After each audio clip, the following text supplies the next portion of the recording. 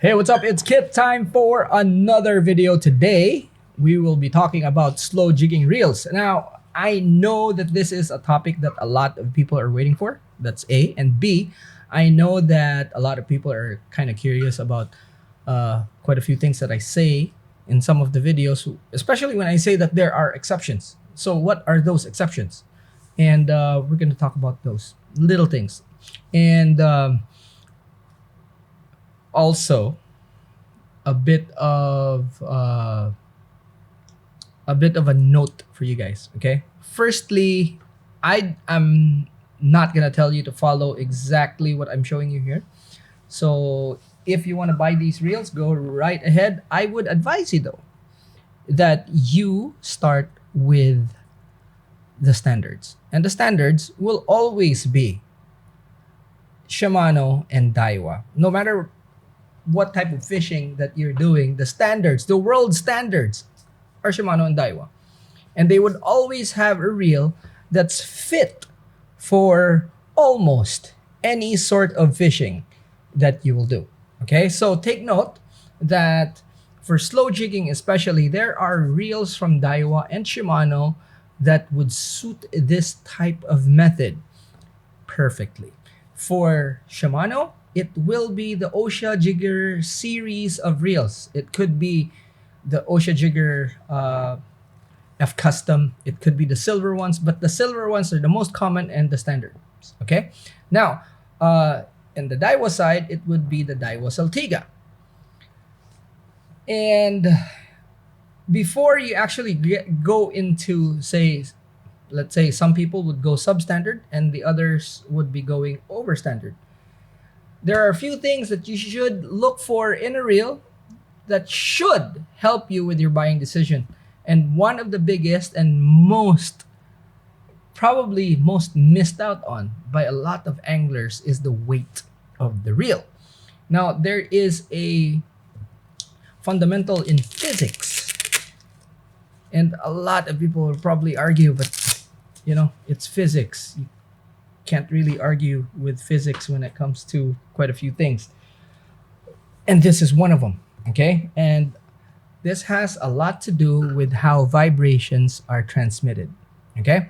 Now, physics dictates that if the object has a lot of mass, what happens is that the transmission of vibration will dampen. Meaning, if this thing is heavy, vibration dead, okay? But if it's light, the more of the vibration you would feel. Because if it has a lot of mass, when the vibration hits it, it absorbs it. Okay? That is a fundamental. Now, what happens if you have a big reel but it's light? It's light, meaning it doesn't have a lot of mass. If you have a small reel that's heavy, it's dense. It has a lot of mass. So that sort of thing matters. Now, ideally, what you want is a reel that you can palm, you could hold, that's comfortable for you. If you have big hands, okay, it would probably be better if you get something like a 2000, or in this case, this is Ocea Jigger L50. Okay, you see that? I put an X there in one of my Instagram posts. I actually put an X there. Kind of funny. Because I Frankenstein this reel. So the gears inside have been changed to something slower because I was using this as my fast jigging reel. Now, we'll talk about the exception on that in a bit. So, for me, because I have smaller hands, especially if I'm fishing in 200 meters or under, it would be a smaller reel that I can hold. Okay? Now, why is this important? See, the thing is, the more your skin or the more of the reel that you're able to hold comfortably, remember, there's still the rod, the more you'd be able to feel, because tactile sense is right here. So I would be more effective with a smaller reel just because I'd be able to palm it more. And smaller reel, lighter, especially these types of reels, this version from Studio Ocean Mark. So a reel that has less mass would be more sensitive, and that's very important because a lot of people don't realize that slow jigging is actually a finesse fishing technique, whether you agree with that or not. Okay, the technique itself is actually a finesse presentation technique. It was invented by Mr. Sato from Japan, so that when the fish are less active, he would still be able to get bites, or you would still be able to get bites. The whole premise of slow jigging is being able to catch fish when the times are difficult. And that is why this technique was actually developed and how it's utilized in Japan. So the slow jigging kind of gives you the advantage of being able to fish slower periods of the fishing day. And with that comes some fail safes. Okay? Now, this particular reel was designed with that in mind, with literally slow jigging in mind. Okay? Now, capacity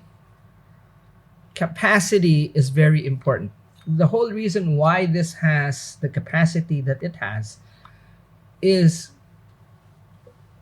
quite a few reasons deep. Okay, one is that because you have a lot of line and you're fishing in deep water where you don't know if there's snags or not, if you get caught, okay, God forbid, your line gets snapped, you still have a lot of line left. Now, if your reel has less of a capacity, what will happen is, well, your day is over.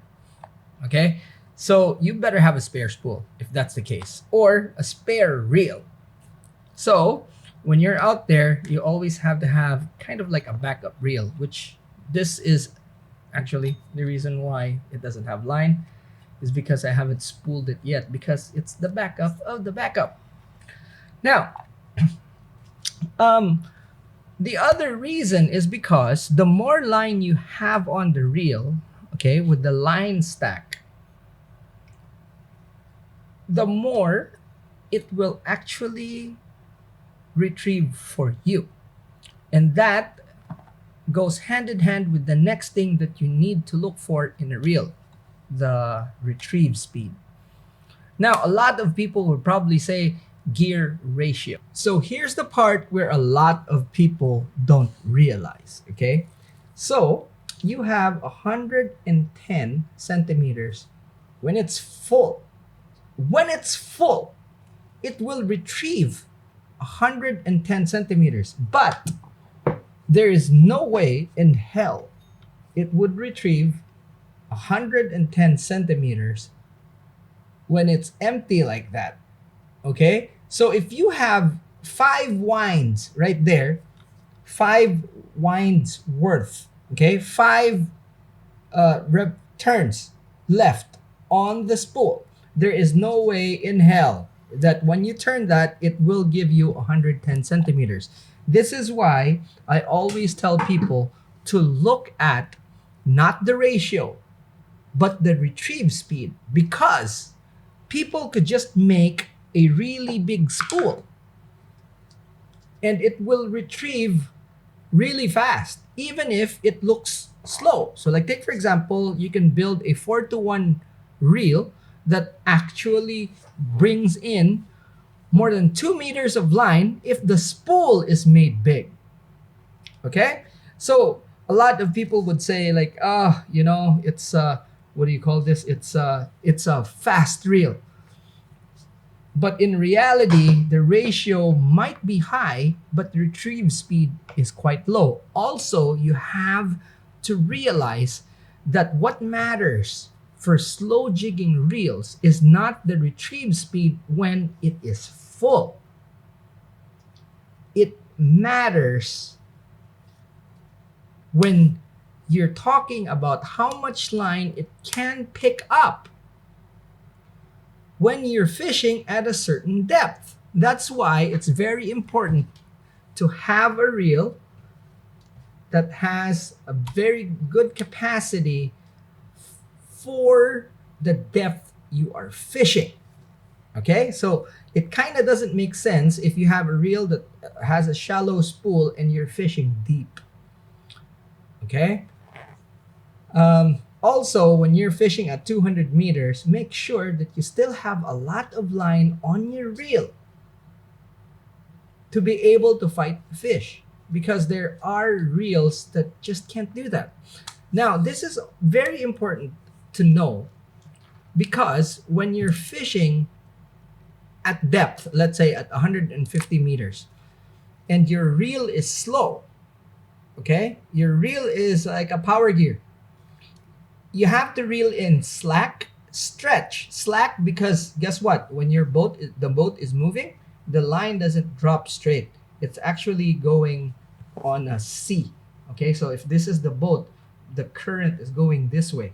Okay, so boat, you're drifting that way. When you're drifting this way, the line actually goes like that. It doesn't go straight down. Okay, it forms like a D or a C, whatever you want to call it. So this is your jig here. It'll form like that. Drifting here, current's going this way. So your line's going like this. So in order for your jig to move, you're going to have to take that slack off, and then the stretch and braid stretches. So you have a reel that's fast enough to be able to crank all of that in. And then that's when you move the rod. Very important, because you're not moving the reel and rod constantly like you are with fast jigging. You're moving it in slow, precise movements. Okay? The strokes are like that.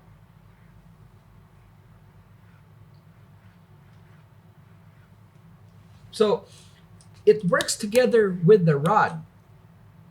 Now, if your reel is too slow, you're not going to be able to pick up the slack or enough of it, especially the stretch. And what happens is that your jig just moves like that, even with the recoil of the rod. So what happens is that it's just going to move. Okay? Now, it's going to move up until the spool has enough line for it to make the rod use the recoil. So, what's the right ratio? Well, high-speed reels are used for slow jigging as a standard when you're fishing deeper water. Okay? So this is the exception. You can use big line, you can use slower reels. It depends on where you're at. Okay, now if you're fishing in shallow water, let's say less than 50 meters, and there are big fish around, and there are places like that. There's even places like that just offshore here from where I'm at. 27 meters, and there's 40 kilo amberjacks. If that is the case, then you can use line that's appropriate for the fish, because guess what? Amberjack loves structure. So you can use thick line in shallow water presenting big lures. If you are in an area that has something like that, you are a lucky duck and everybody's jealous. Okay? There are places like that in Australia. Go ahead. Use an L100. Okay? Use an L100 with a 100-pound test line. If that makes you reach the bottom, lock the reel up, hold on tight. That's gonna hurt your back, but yeah, you can do that. But then you could also do that probably more comfortably with a fast jigging rod. See, the thing is, when you're using stuff like this on big fish, imagine fighting the fish with the rod tip down the whole time. That's kind of impractical. And like I said in a previous post, I've caught amberjack on PE.8. That wasn't easy, and that was kind of like a stunt. I also did that with tuna. So yeah, that's again not so practical. So let's put this all in perspective, and let's kind of condense the whole thing. Okay, so for shallower water, thinner lines, for smaller fish and all that, standard PE1, PE1.5 for fish that are like the snappers and all this, and especially when you're fishing with 40 grams,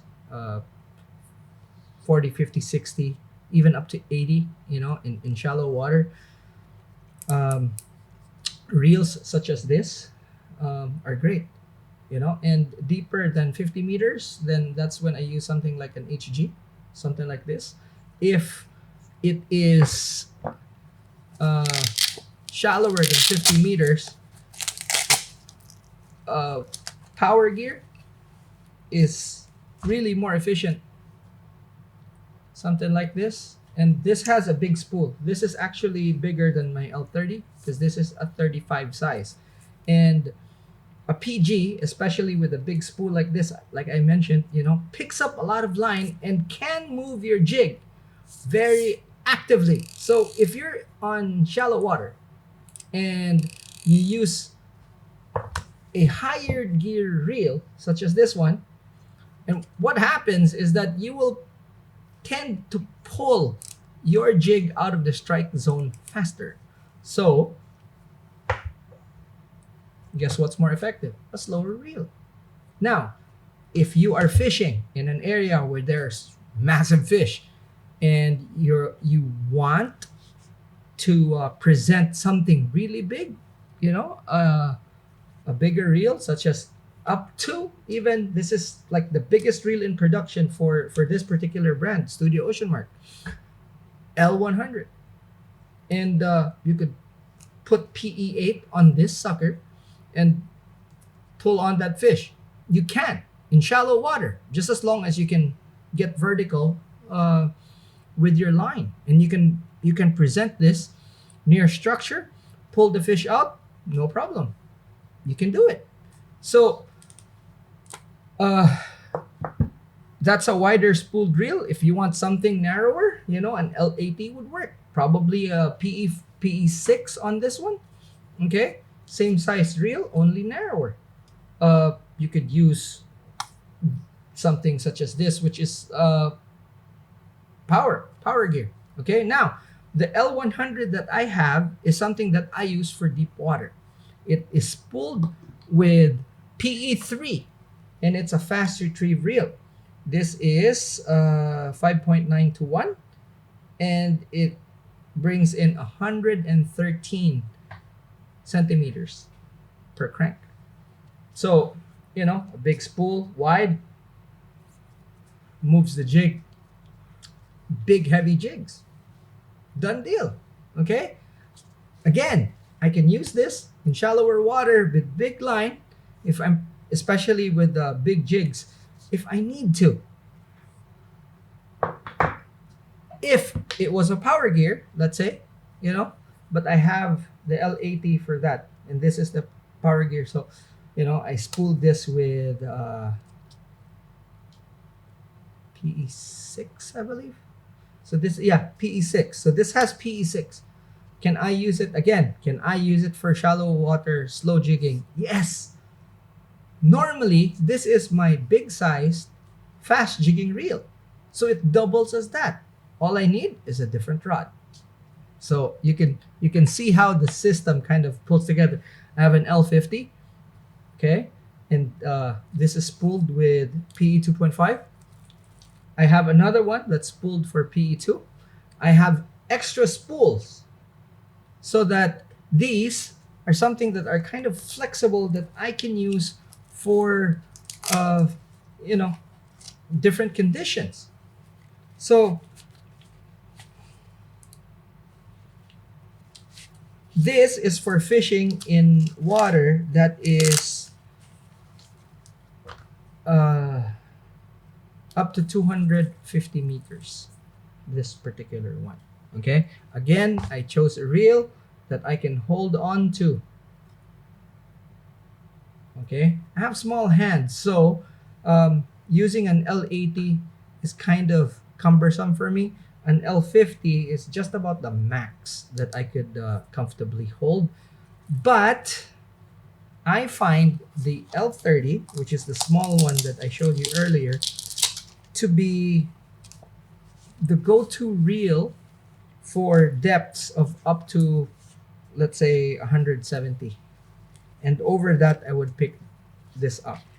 I also have a power gear version of this particular reel. Okay. I have a Frankenstein. So the gears on this are low gear. But I use this for fast jigging.